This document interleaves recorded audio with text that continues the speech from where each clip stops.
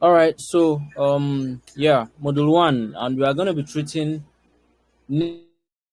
names, venue oriented, and institutional channels of communication in Africa. Yep. Now, names in Africa. Sorry, we can't see His your screen. Hey, wait, you cannot see my screen. Yeah. Ah, okay. Oh, I'm so sorry. Please let me share my screen. How about now? Can you see my screen? Yes, yes. Okay, cool. So we are starting with names in Africa, the history of names and types of names. Now, in Africa, names are identified as channels of communication, serving as primary means of identification globally, right? So we know it to be means of identification. For example, if I call AC, we all know who AC is. If we call Kevin or Kevans, you all know who Kevans is. So you identify me most times by my attribute or by my name, right? Now, names in Africa communicate and tell stories about people and events at the time of christening. This is very important. Names are identified as channels of communication in Africa, also serving as a primary means of identification globally. Now, naming ceremonies are a widespread of African practices, with origins traced back in the Bible, as seen when God instructed Adam to name all creatures.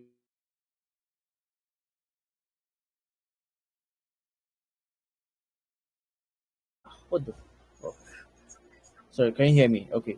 So for those who are Christians, I believe we all know this the story of Adam when God asked him to name all the creatures of the earth. That was after Adam was created. That was um, I think after the seventh day, or rather before God rested. God gave Adam the privilege to say, okay, name everything. Now, we as Africans, we all know that most of the times, most especially back then, I don't know if it still happens now, but naming ceremonies used to be a big deal, even in Nigeria, where if they want to name a child, it's a whole party, plenty food, plenty pami, plenty green bottle for people that do green bottle, and all of that. Yep. So now, I mean, it is known, African practice, it is known that naming ceremonies are it's a thing in Africa. Now, these ceremonies vary in elaborateness based on family traditions, religious beliefs, and socio-economic factors.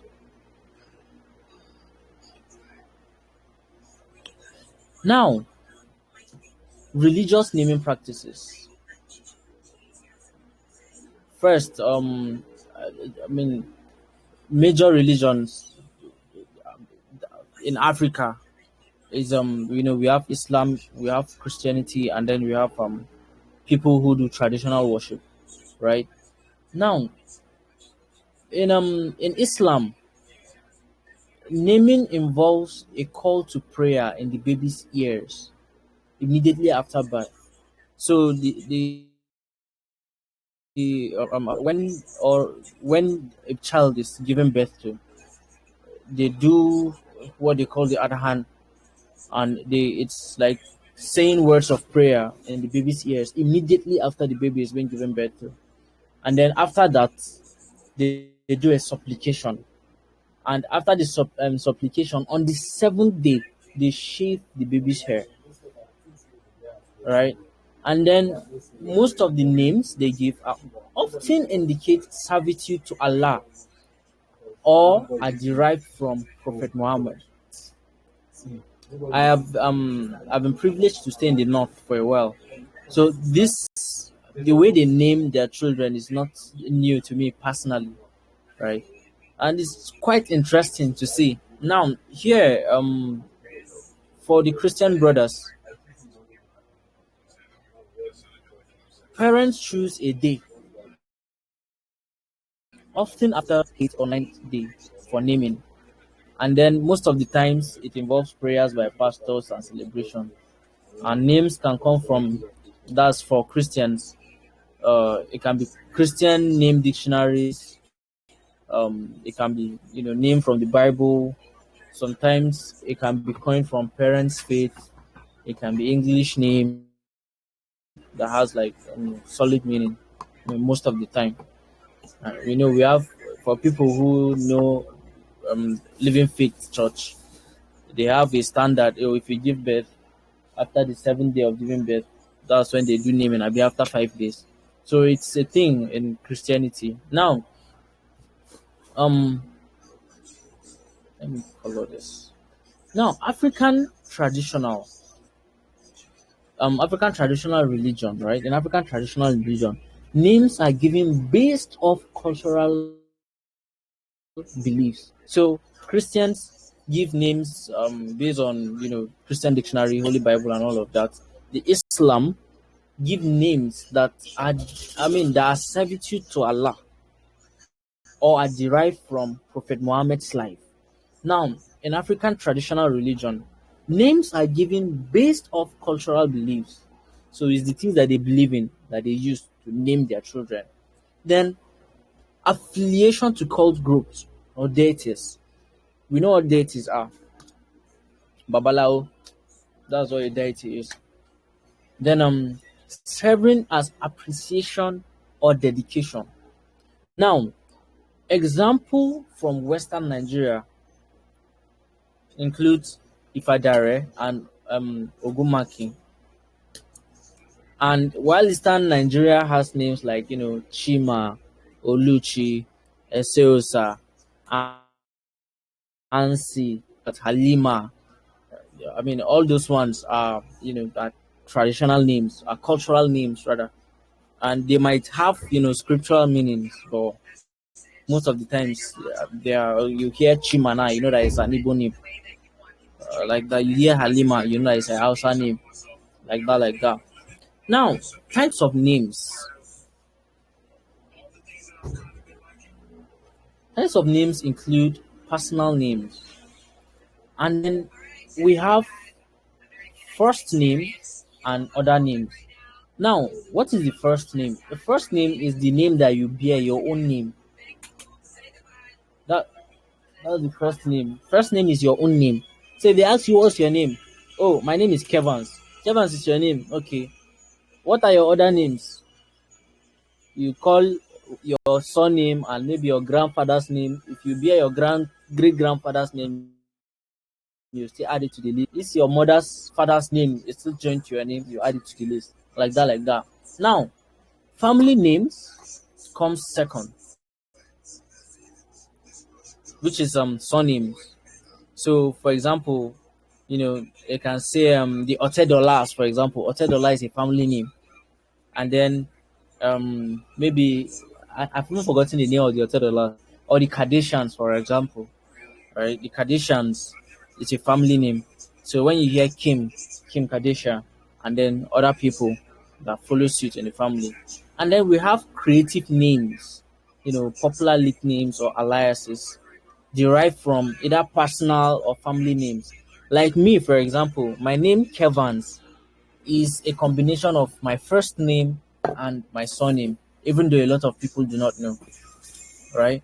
So, first name is Ansi, my surname is Kevin, and if you combine that gives Kevans, and Kevans is my nickname actually, but a lot of people know me as Kevans because my dad technically named me Kevans. We get so that's that's for creative names. So we have you know three types of names. That's first name and other names. Then we have family names, which can serve as surnames. Then we have creative names based off. There might be more types of names, but based off this course material, yep, these are what we have. Now, Communication functions of name extend identification, beyond identification rather, to provide information about the bearer's family's position, birth circumstances, parental aspirations, financial situations, links to ancestors, and place of origin. So, like I made an if you hear a name like Abdul or Abdullahi, for example, the first thing that comes to your mind is somewhere from the north. It's are you from the north? If you hear a name like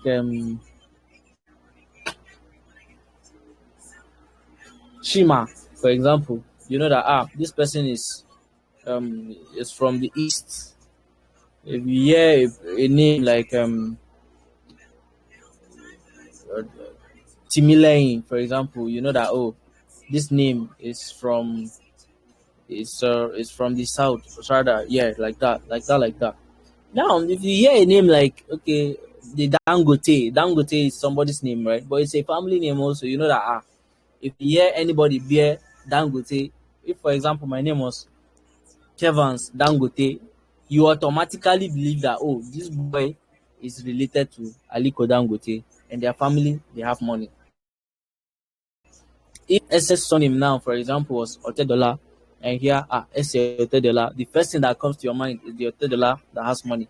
So name communicates different things, and again, like the course material said, it extends beyond you know just identification. Now, spiritual implications of names are strong belief with names believed to influence the bearer's destiny. Most of the times, I don't know if Muslim brothers or my Muslim brothers or people who you know do traditional worship see it the same way, but most times Christians have this strong belief that names influences people's destiny. It influences the bearer's destiny. So somebody's name can be destiny, and every time, for example, I mean a typical example, being fictional, in a traditional African home, you hear prayers like, "Your name is destiny. You shall be destined in life. You shall make it in life. Anything that is destiny, anything that is not destined for you will not let it." Stuff like that. You hear prayers like that. So, I mean, we Africans really, really, place a strong belief with names, and there's this belief that names influences the bearer's destiny. Now, changing names with perceived spiritual attachments is practice. I think I know someone who has changed their name because they don't like the name that their parents gave to them, and they literally changed their name, and they went to they changed it even on their NIN. They went to publish on newspaper that from today henceforth, my name is not Kevans, my name is Abdullahi, and all of that. And basically, this is like a summary of unit one, names in Africa, history and type of names, right? And like we've said, brief summary again, names are identified as channels of communications in Africa, and it serves as a primary means of identification globally. And then we know that naming ceremonies is a thing in Africa, and it's practiced almost all over Africa. And then, in Africa, we practice religion and naming practices. The Christians have their ways of naming, the Islam have their ways of naming, and then African traditional religions have their names of naming. And then we have type of names, which is first the first name, that's your own name, the bearer's name. Then family names like surnames, and then creative names like nicknames and all of that.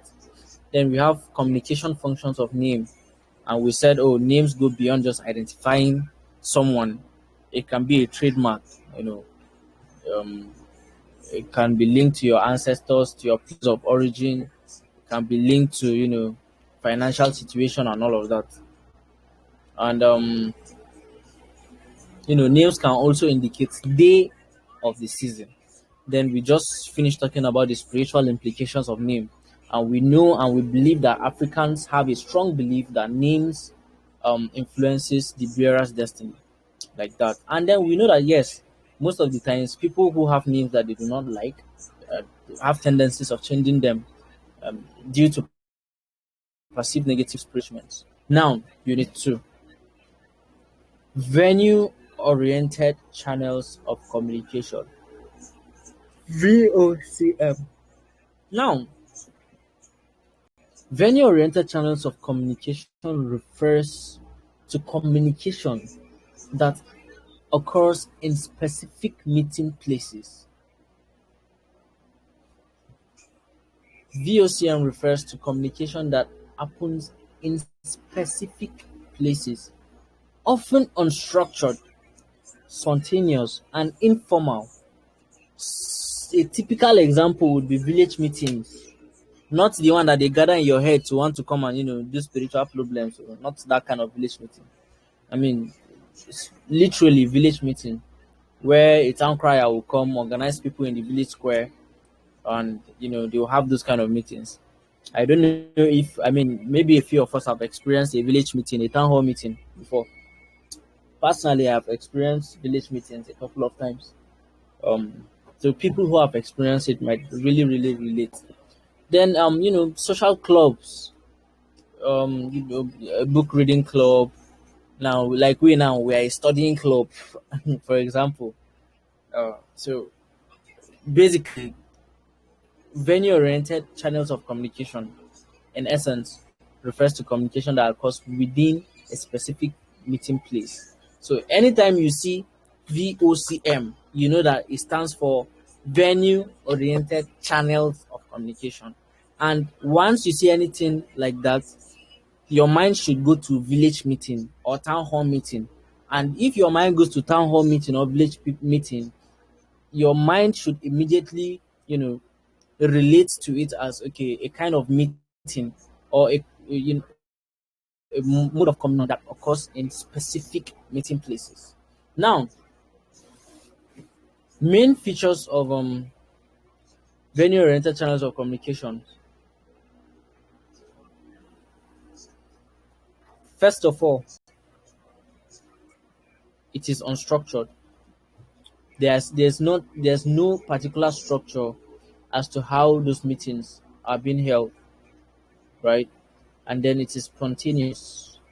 You can just come and then you can start talking about one thing in the meeting, and at the end of the day, you finish the meeting talking about. But you started the meeting talking about, um, let's say water in the community, and you end the meeting talking about bag of rice or kunu that I've do 2 days in the fridge, like that. And then, um, you know, VOCM meetings are informal in nature. They're never not like the way if you've attended a formal meeting before where they will be shouting, "Oh, standing on existing protocol, kini kini kini. My name is this, blah blah blah." All those ones doesn't happen in town hall meeting. There's no structure in VOCM, right? Then examples of venue-oriented channels of communication. Number one is a market. And what is a market? A market is an institutionalized activity for trade and exchange of information.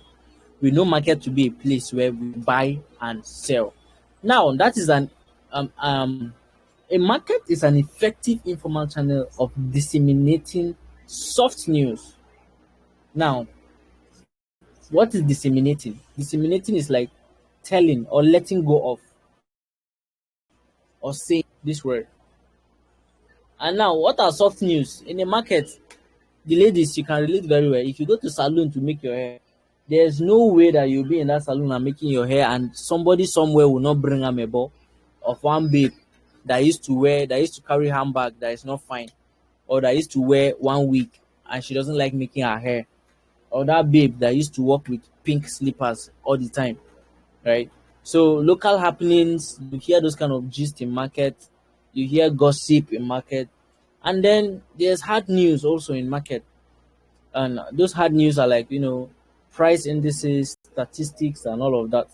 Now, news circulates rapidly through information, often needs verification due to its horizontal nature. E get some kind news wey you go hear for market, you no go wan believe am, because why? Na market you hear am, you get. And if you say, omo, dey talk am for market say market no open tomorrow, or they say, they go close that road wetin dey use take come market, and then at the end of the day it might be false news, because the market, lots of people come to the market, different demography, different kind of people. So um information in the market it circulates, horizontal in nature, just flies around. A news that we start at the beginning of the market, someone at the end of the market will hear that news without even knowing the bearer, the original bearer of the news, like that, like that. So a market also serves as social forums and truth route terminals. Then another example of VOCM is social gatherings. And we're talking about gatherings that are organized and spontaneous. Events like funerals, festival, something like a bole festival now. I mean, maybe some of us know bole festival, or marriages. The way we, traditional marriage, white wedding, church wedding, court wedding, then events and all of those things, public meetings, to promote information exchange through gossiping and storytelling. I highlight this word: gossiping and storytelling during intervening periods.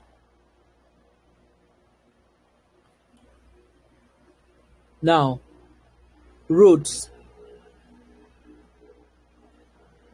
And I know someone will be asking, how is road a venue-oriented channel of communication? Now, roads serve as a traditional channel for travel and informal meeting points to exchange information. I don't know. Then, when boy want to toast babe, they will say, come and meet me at the road or by the back of the house. I mean, most times the road was, the perfect description. Or then, I don't know if it was something that happened everywhere. But while I was growing up, I used to know our uncles when they come to visit, their girlfriend or their babe, when they are still, dating, and they've not properly introduced the boy to their parents. Anytime the boy is coming to come and see the girl, it's always by the road. They will describe the road, and then they'll go and stand on the road and toast themselves. And it's, in fact, it's a typical thing in the north. If you go to the north, most of the time you see them toasting each other. It's on the road, open space, on the main road like this. Gone. That's when they are doing their thing. Now, and that is like an informal meeting point for exchange of information. Um, yep. Now, rivers. Oh my God. For people who grew up in areas where water was a thing, you cannot just get water anyhow. You have to trek to the river to fetch water. And I've experienced scenarios like that when I went to the village when I was small.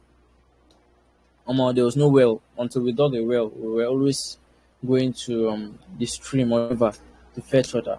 And now, when you are going to the river, you just meet someone that is also going to the river.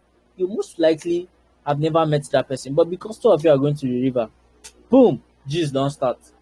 You get, and like that, like that. It's a conference. So I mean, the river is also an example of a venue-oriented channel of communication based off uh, this course material.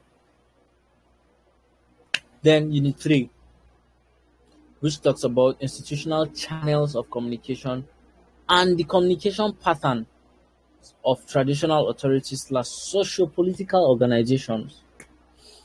Hmm. Institutional channels are integral to traditional African society,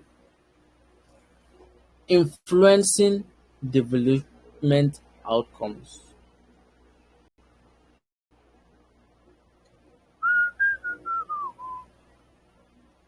Good.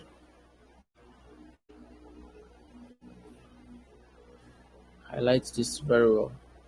Now, Nigeria has over 250 ethnic groups, right? And each of those ethnic groups have unique traditional authorities and socio-political organizations that members of those ethnic groups must understand for effective communication. So imagine that I could not speak English. I could only speak Pidgin, and maybe because I'm from the north, for example, and then someone from the south that can speak only English and they don't understand anything in Pidgin. I mean, so if I try to, let's say teach this or go through this summary, you that understand only English and I'm reading in Pidgin, it might be hard for you to understand. And any form of communication that's not understood is not an effective method of communication. Now, type of institutional structures. We have we have traditional authorities. And traditional authorities are, emirs, sultan, the oba, the ezes, the obis, the atars, and the chief. Right. So, um, traditional authorities. We know we've heard of an emir, and it's most likely we've heard of a public figure in this country, the Sultan of Sokoto. We've heard maybe you've heard of something like the Emir of Kano.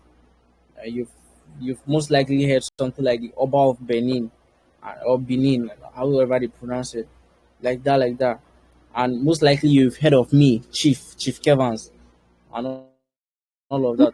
So yeah, so those are types of institutional structures and and examples. So traditional structures are our traditional leaders, people that wear red cap, the emirs, the sultans, and all of that. Then we have social. Okay, let me just highlight this red.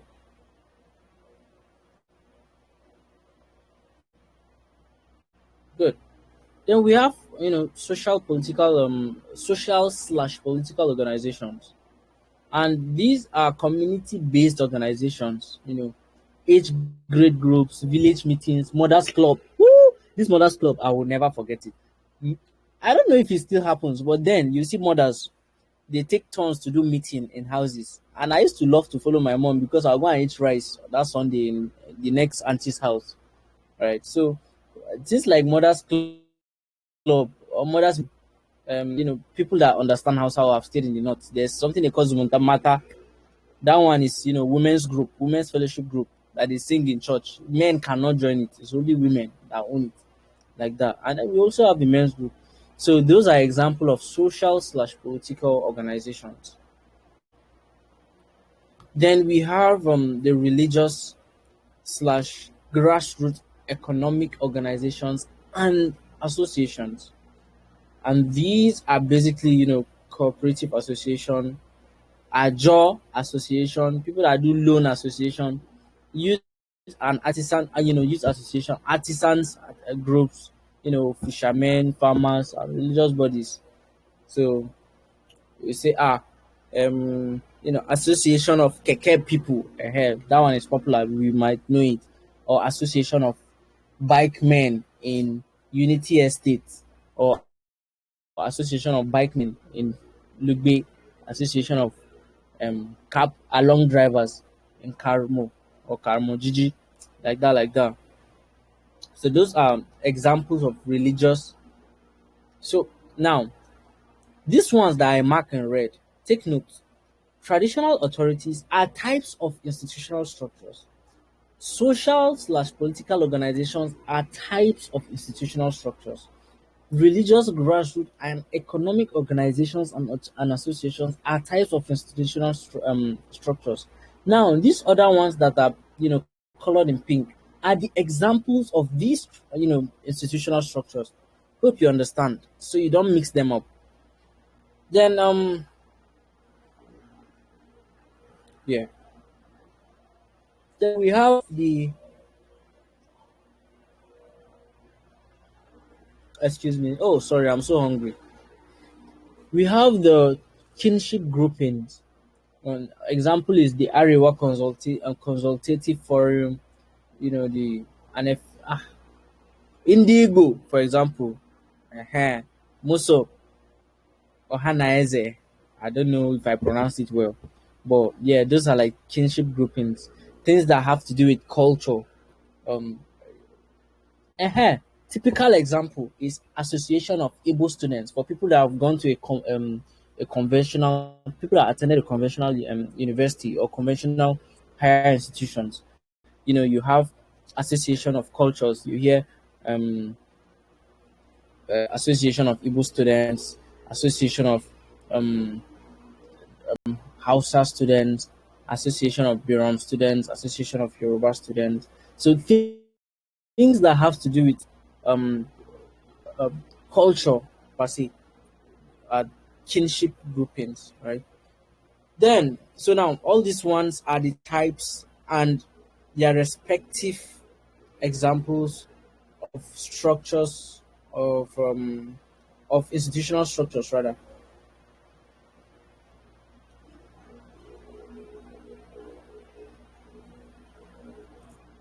Mhm.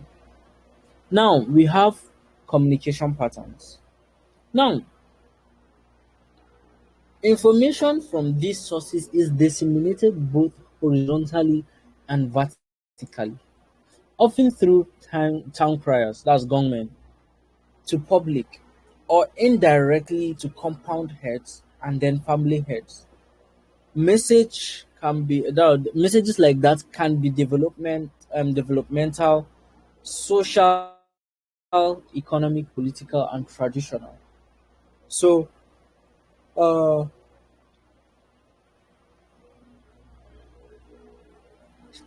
those kind of pattern of information.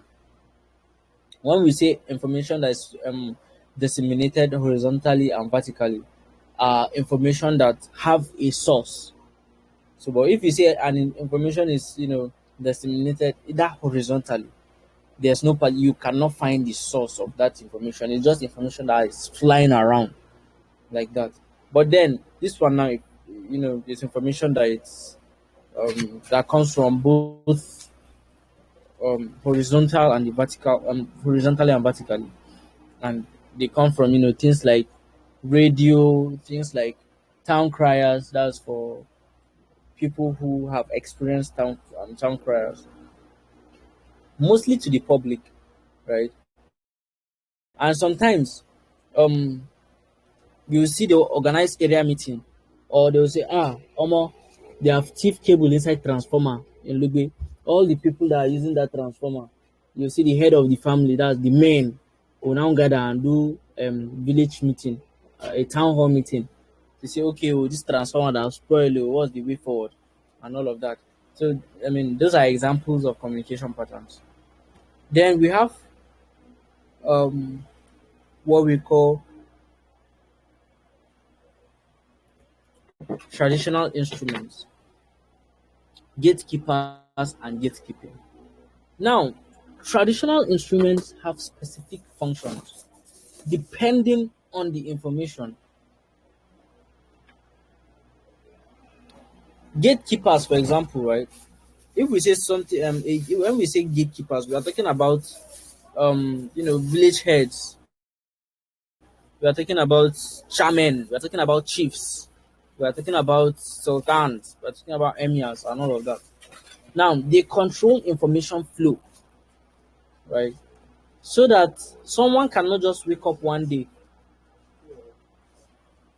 Someone cannot just wake up one day and bring information and then people will fall for it.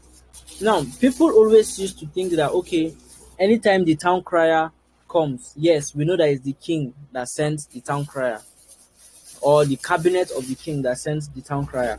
And anytime you hear the town crier, you are very, very sure rather of the source of the information because you know who sends the town crier. And that is an example of,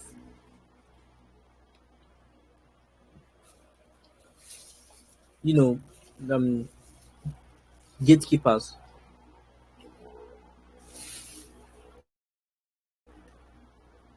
Then, under these gatekeepers, we have um, career chiefs. Now, these are lesser chiefs who assist the king in disseminating information to villages and gathering feedback. Now, for example, now I am a chief in my village, right? Me being a chief, I have my function, for example, and my own function, for example, they can call me, okay, Chief Kevans of Lugbe.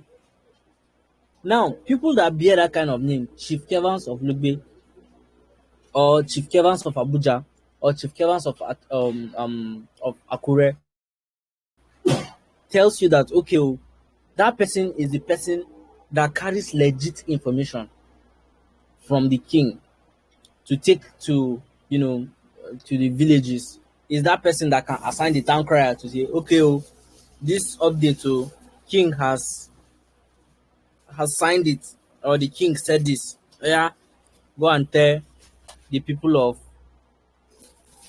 of let's say the people of Karu or the people of Nyanya, those people that claim to be in Abuja but they are in Nasarawa. Then, if the message is really, really important, they don't send the town criers, they go by themselves. So, those people are what we call courier chiefs. And in essence, we can call them dispatch riders of, you know, villages. So, they carry the major information. Then we have town announcers and gongmen. Those are the town criers. They always serve as traditional broadcasting stations because anytime you hear the gong is the instrument that is used for um that thing that they play, that kum kum kum kum kum kum thing. That's the gong, not gong,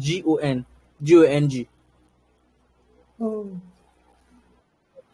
Yeah, that thing that they hit. Let me see if I can get a picture of it.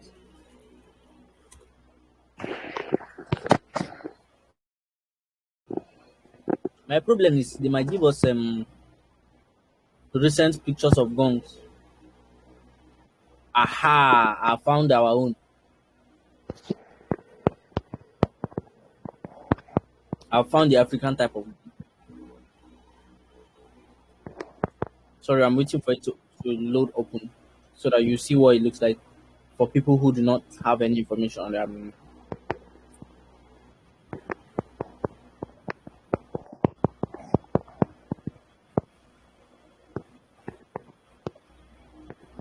Aha! Sorry, please, if your mic is on, can you please help us and mute your mic? Thank you. Sorry, I'm just trying to get a good picture of a gong so that we all see it and we understand.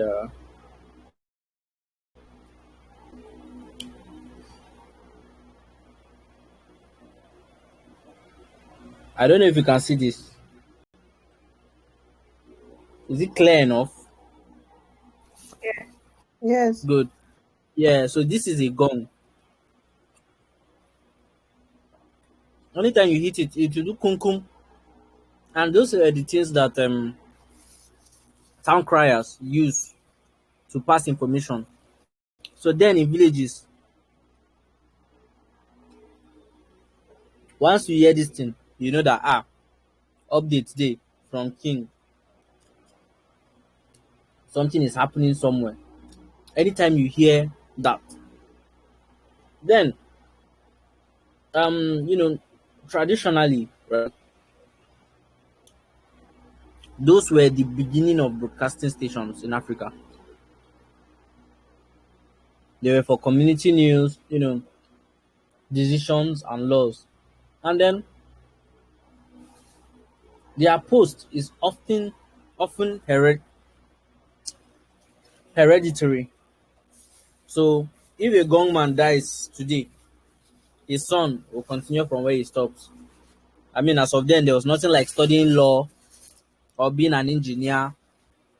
It was always you were either farming or doing something else, or rearing chicken, or rearing cattle, or doing business.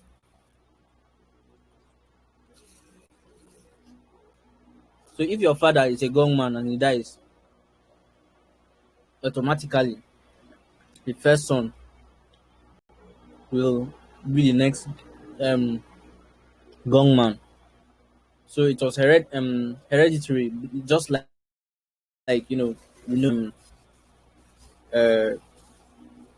what do they call it? Just the way we know that when kings die, they have people who take over from their family like that. Then their functions, please let me highlight it so that we don't miss it.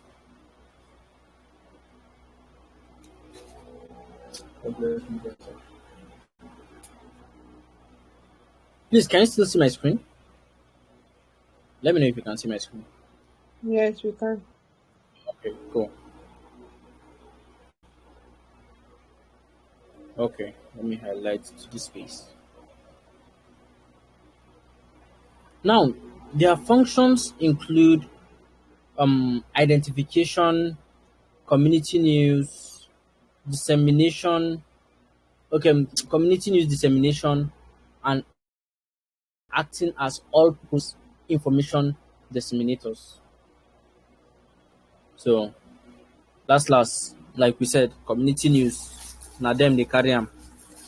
There was nothing like NTA pam pam pam pam pam pam pam. It was all them. Then we have masquerades and cults. Now, in traditional African culture, you know, we know that masquerades is a thing. The masquerade and the cult of the masquerade itself is like a thing in African culture. Now,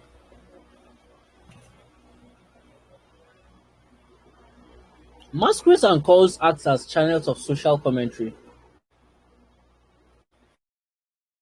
Then, if you commit crime, there was nothing like police. They will bring you, and then they will take you to a shrine, or they will take you to a masquerade. They will bring masquerade, and the masquerade will flog you in the middle of your back. Anybody that touches it is the person that did the sin or that thieved the thing, or they'll come and tie something. There was one recent video that I even saw. They'll bring broom and put it together, and then they'll ask you to walk past it. If you are the one that stole the thing, two broom, the head of the broom, not the part, the head of the broom, the part that touches the ground when you are sweeping. They bring two and they put it together, and they'll say, okay, everybody, since they have thief phone in this house, everybody that was in this house when it happened will come and line up. They put the two broom together and they'll say, okay, oh, come and walk. If you walk past it, you are not the one that thief the phone. But if you are the one that thief the phone, you cannot pass that broom. And you will think it's a joke. And you will not pass it. Yeah, you cannot break through that broom and pass it. So those are, things that masquerade did as of, I don't know if they still do it now, sure. But it was the thing in African culture. And most of the times, then if you fuck up, there's the way they will take you to police station now. Like I said, then there was no police station. Masquerades were the police station. If your father threatens you that he will take you to a masquerade, just know that your own is finished. You have committed the highest form of crime in your house. And then yeah, oh, that's it with module. Now, welcome to module 2, where we talk about folk media, folklore, proverbs, and parables. I actually really love this course. Now, module 2 focuses on folk media as traditional means of information dissemination, including folklores, proverbs, and parables. Now, first of all, we are talking about folk media and folklores. What is folk media? So that I will not be speaking English that we do not know. Folk media is defined as intangible artifacts of a culture. So, for example, customs, traditions, stories, and songs, etc., serving as a collective memory of people. They are primarily oral traditions that survive by holding meaning for the community that involves performances before an audience. Um, I don't know, but I want to guess. There's this thing, Oja. Please, who is Igbo here? Can you help us? What necessarily do they use Oja for? Is it just used in music? Please, anybody that is Igbo can help us. Please unmute your mic.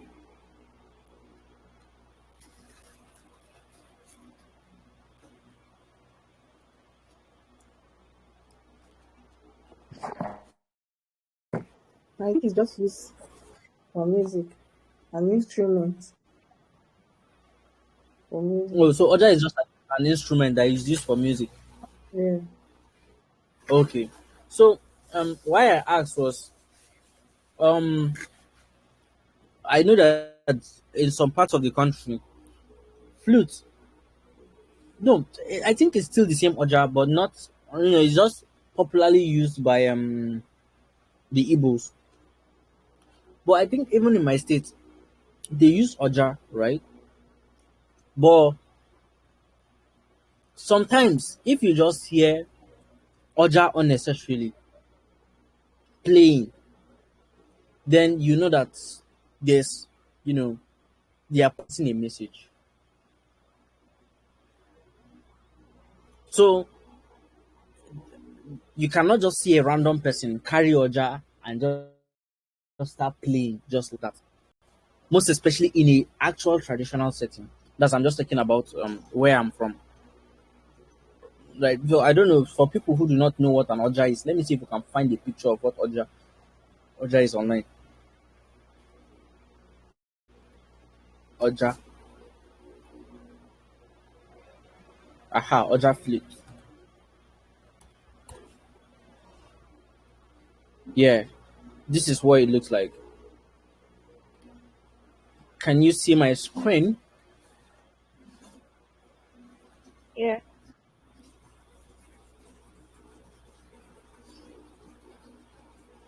Yeah, oh, the picture is blurry. I'm so sorry, but this is what the Oja looks like. So you put it in your mouth and you play it.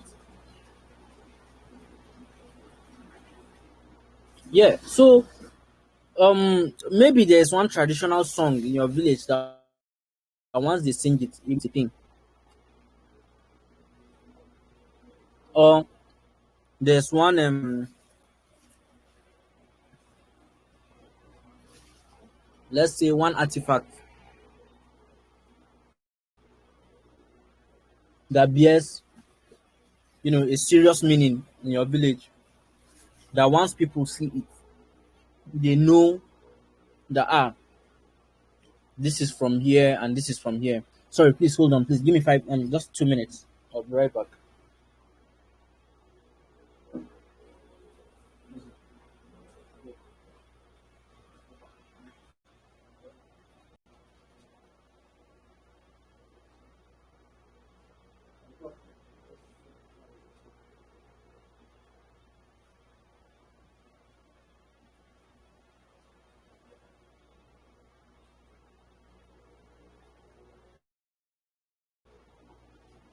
Yes, sorry for that short break. I'm back.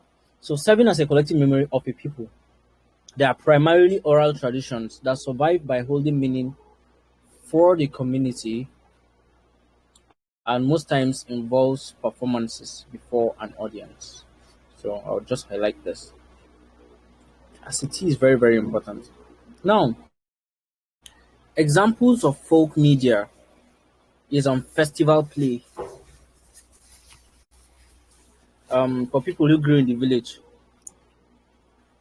I don't know if they used to do it too, but personally I can relate because I've experienced it.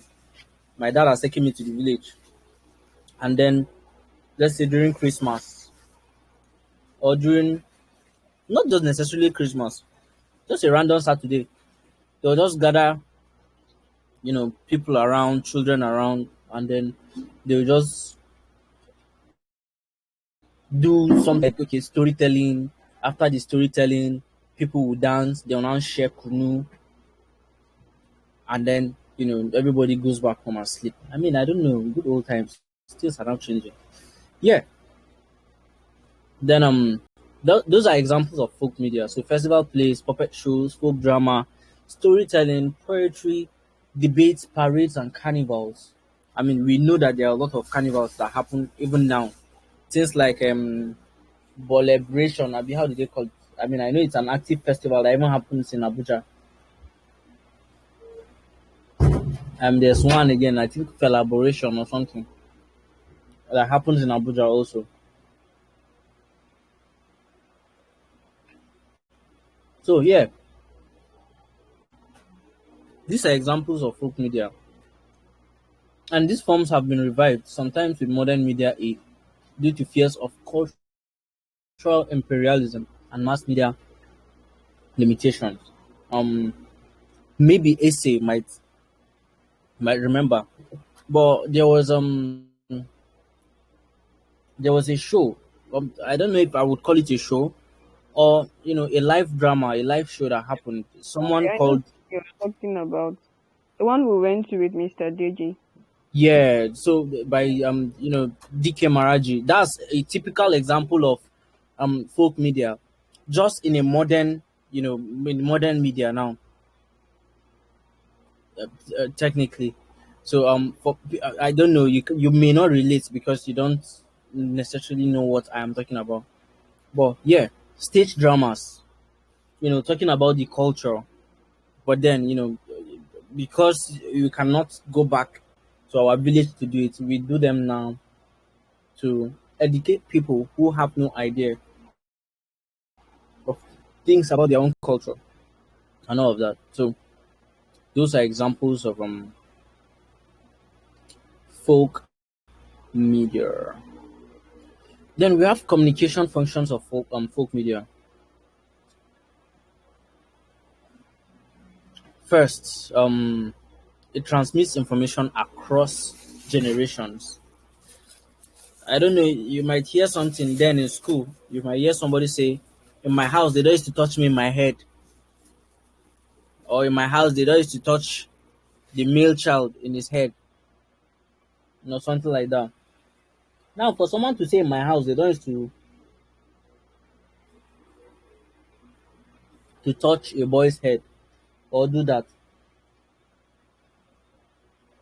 you should know that it's something that you know has been transmitted from generations and all of that. Then I mean, another function of folk media is to promote education. A literal example that I feel everybody would have related to, unfortunately, only Ese can relate to, is the live stage play by Dike Maraji. The main aim of that stage play was to, you know, people who had no idea of what happened before independence, or rather after right from independence till date. He educated a lot of us, and personally, I learned um the transition of each government from the first year Nigeria got independence till maybe last year or 2 years ago, like that. Then also it teaches some values,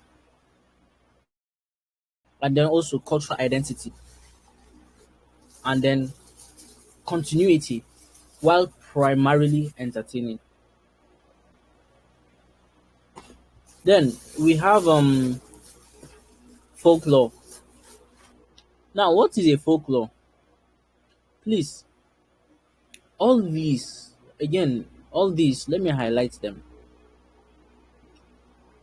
I know it appears in a sentence, right? But all of these are are functions of folk media, communication functions of folk media. So don't see it less, don't see it like a sentence. Pick each of them after the comma, right? They are supposed to be bullet points, but just this is a summary. This is a summary. That's why they are written sentence like. Now, folklore, a story from a particular place. We have left folk media now. We're talking about this guy, folklore. A story from a particular place, originally spoken, which is pure fiction in plot, but symbolically presents human coping mechanisms.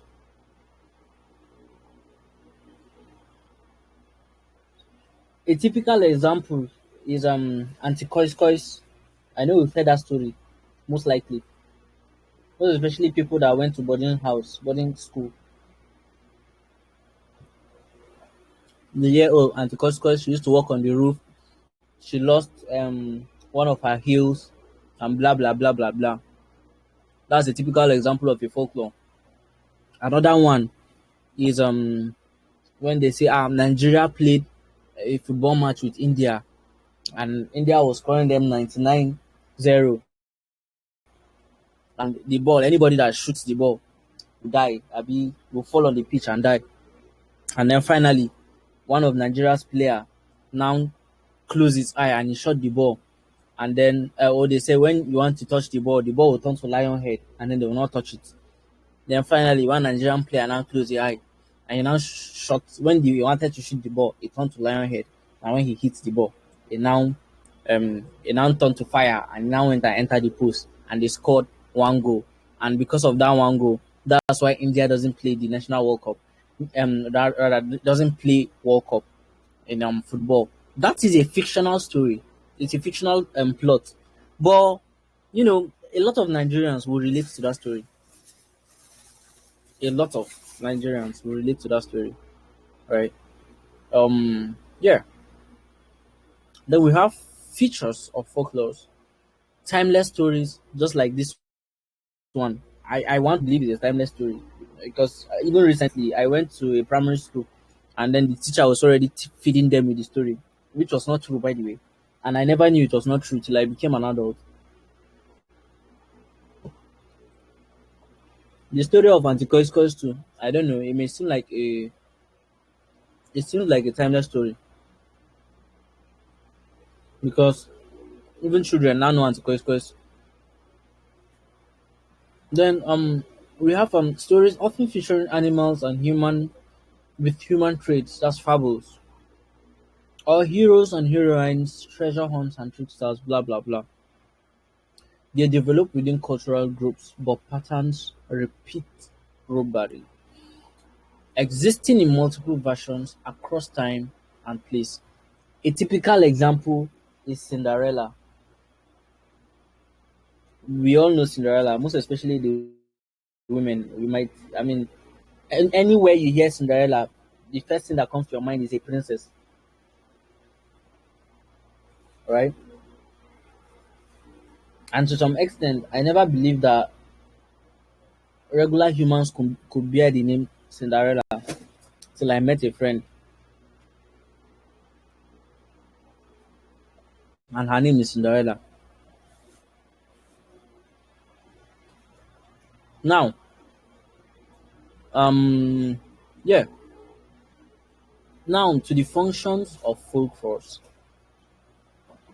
rather folklores.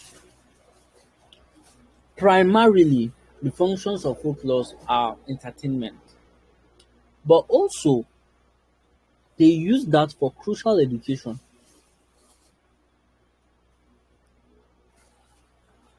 And I remember then, personally, my granddad and my dad at some point used to, give us story, story. Once upon a time, there was a rabbit and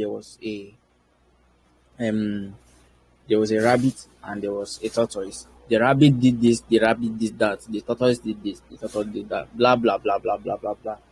And at the end of the day, these stories were entertaining. They were entertaining, but at the end, but as kids, we would never knew that they carried so much depth and messages. Till later on, you realize, this was the story that my daddy was telling me, or my grandfather or grandmother was telling me, like that. So the primary function of folklore is entertainment, but also crucial for education. It teaches moral lesson, wisdom, discipline, serving as vehicles for transmitting cultural information, socialization, and social control. Bam. They are effective for introducing new ideas due to their narrative quality. I feel sad that right now they don't do more. They don't. I mean, I don't think folklore is a thing in this generation anymore. We have turned to iPad and iPhone generation. So I mean, even small kids are more on TikTok. There's no story time. There's no bedtime stories and all of those things. And yeah, that is it about Unit One.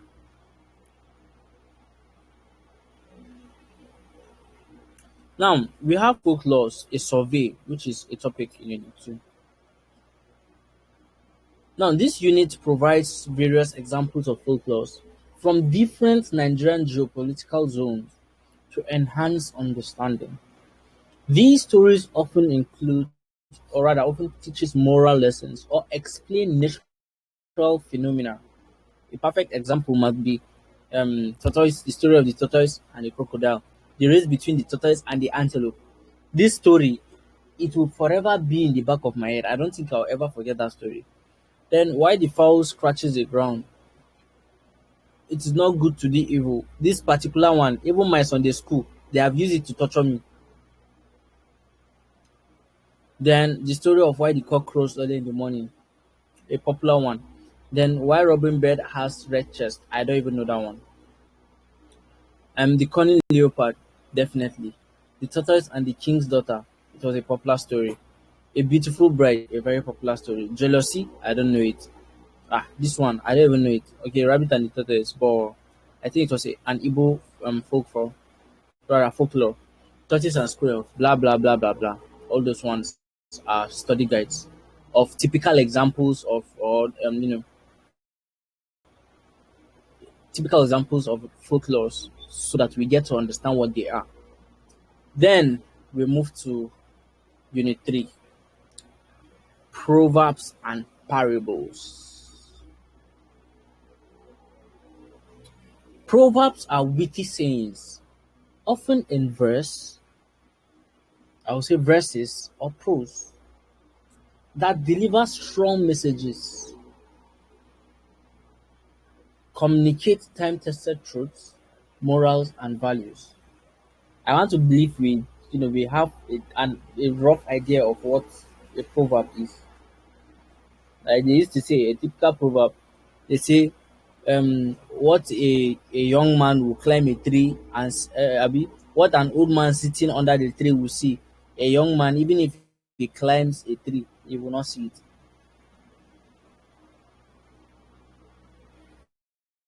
That's an example of a proverb. So, please,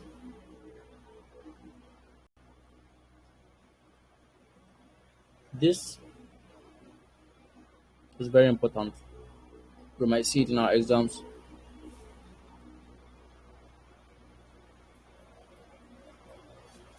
Now, most of the times, you know, in African tradition, we usually believe that it's elders that speak proverbs.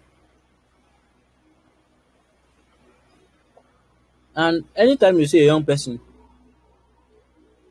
speak one very deep proverb, the first thing that comes to your mind is, this person an old man. No. And the first question that you ask is, did you grow up in the village? Where did you grow up? Because there's this belief that parables or proverbs rather, uh it's a thing for elders and old people. Then we have parables.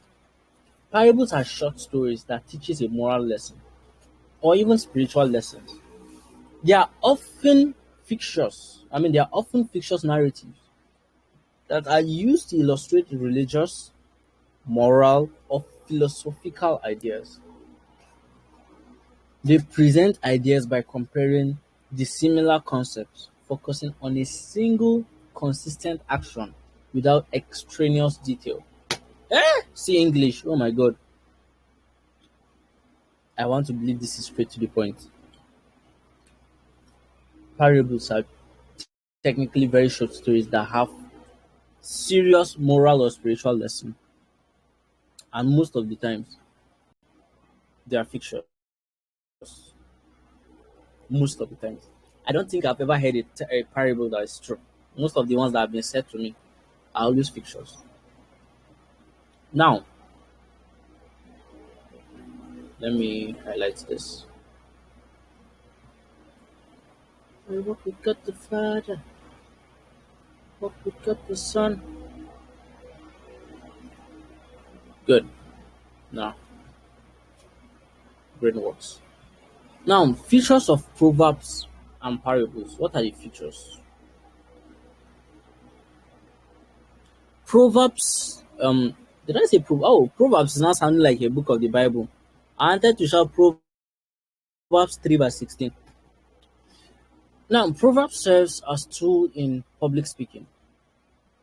You know, sometimes when a public speaker climbs on stage, you just knock one proverb, you'll be like, it's me. This man knows what he's doing. And he might be speaking nonsense at the end of the day. But proverbs are a thing that is known in public speaking. Restrictive in that only those sharing a common frame of reference can decode them, right? In fact, a typical example of a proverb can be an inside joke, right? So let's say all of us here have an inside joke that we do.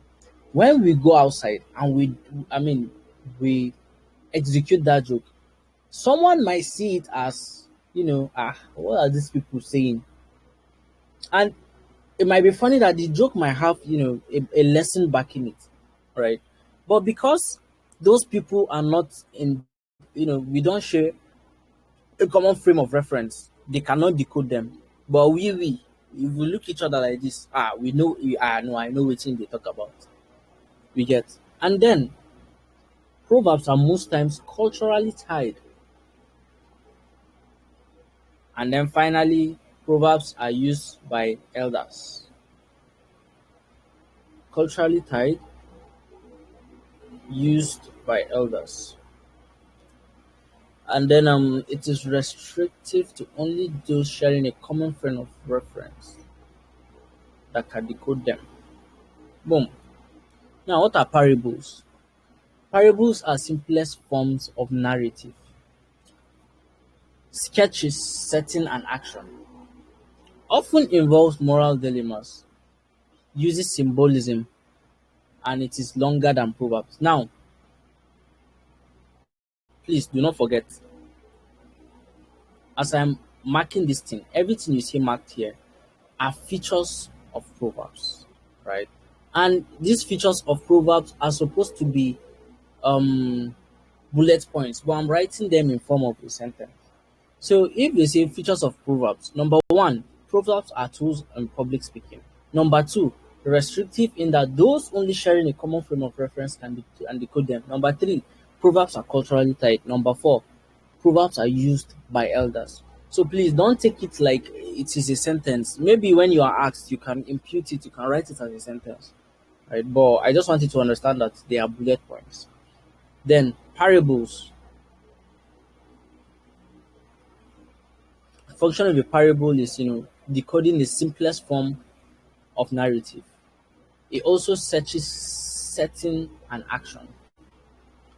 Then it is often, okay, rather, it often involves moral dilemmas. It uses symbolism and it is always longer than proverbs. And it is, favored for spiritual concepts. Now, what are the communicate? Now, these are features of proverbs and parables. Do not forget features of proverbs and parables.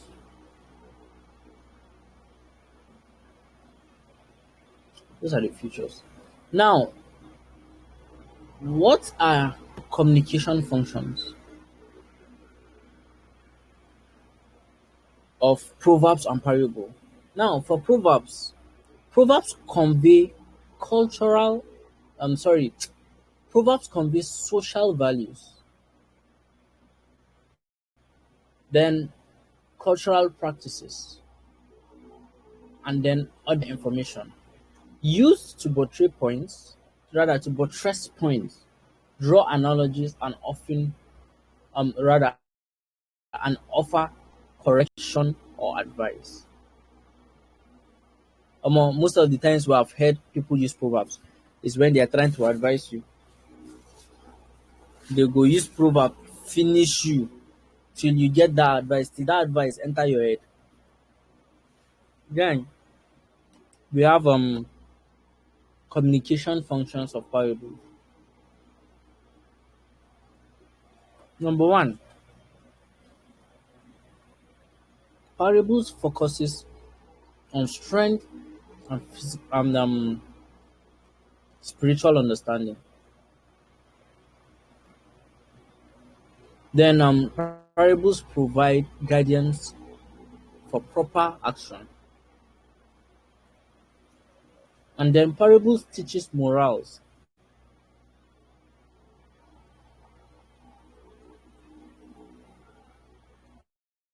And then it communicates each old concepts.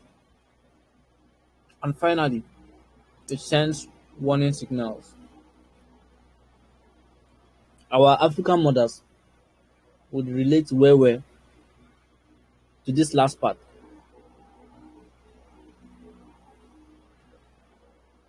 where you ask your mommy, mommy, please, where am I supposed to drop the packer?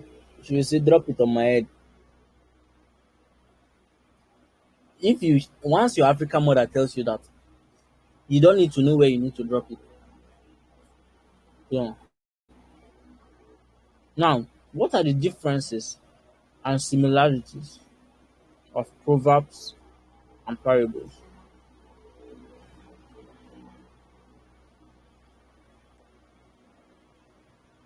Now, proverbs are often very short.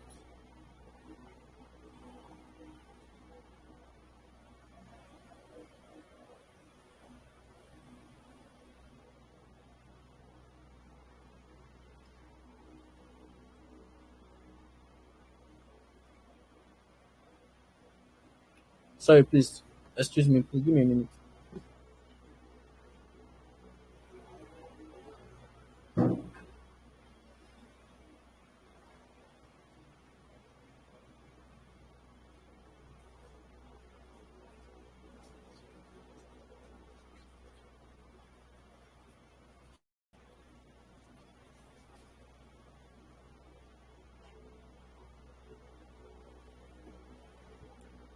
Aha.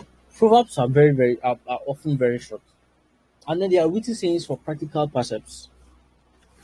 Then parables are short narratives. They're just like short stories for moral and spiritual lessons.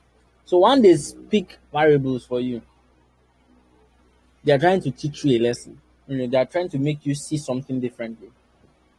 But you see proverbs, they can use a proverb to insult you.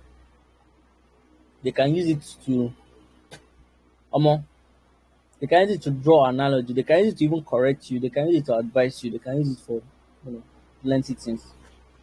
Then proverbs are culturally interpreted, and I know Yoruba people to love to have plenty proverbs,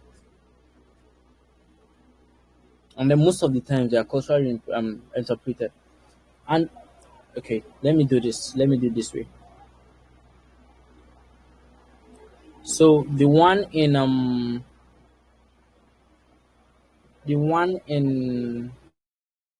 yellow are for proverbs. Proverbs are culturally interpreted, and then proverbs are brief sentences, and then proverbs can be literal. Then now, parables are short narratives for moral and spiritual lessons. All right, let me something totally off. Yep. And then most of the times parables have a central theme. A parable cannot be dancing between two themes. It has a central theme, right? Then parables often have deep figurative meanings. Both of them are primarily used by experienced individual. It cannot just be an anyhow anybody and then you speak the proverbs will not even come to your mouth, to your lips. So last, the two both of them are used by experienced individuals. And unit four, uh, it's a survey actually. It says this particular unit four presents examples of proverbs from different Nigerian geopolitical zones, highlighting their relevance and use as tools in public speaking. Examples are drawn intensively from oh boy, sorry all these names, but shall understand. If possible, sef, let me even give us an assignment. On your own, go and write two proverbs each from different language of this country. The three major languages of the country. Igbo. So let's say two proverbs from the Igbos and what it means. Two proverbs from the Yorubas and what it means, and also two proverbs from the Hausas and what it means. And yep, that is it about module two. Then now module three. Should we move on? Should we continue?